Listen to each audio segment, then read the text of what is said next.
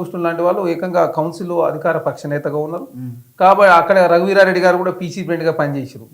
అదే తెలంగాణలో ఎస్పెషల్లీ తెలంగాణ రాష్ట్రంలో టీఆర్ఎస్ పార్టీ అధికారంలోకి వచ్చిన తర్వాత తలసాని శ్రీనివాస్ యాదవ్ గారు మాత్రమే మంత్రి అయ్యారు.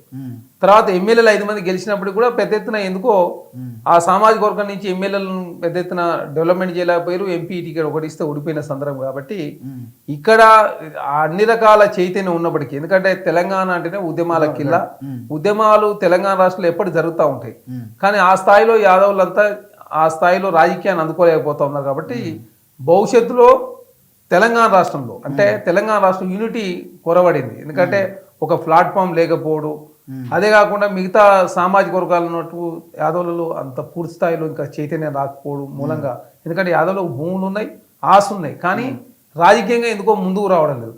కాబట్టి ఆ స్థాయిలో ఖచ్చితంగా భవిష్యత్తులో అవకాశాలు రావాలంటే ఖచ్చితంగా కష్టపడి పనిచేయాల్సిన అవసరం.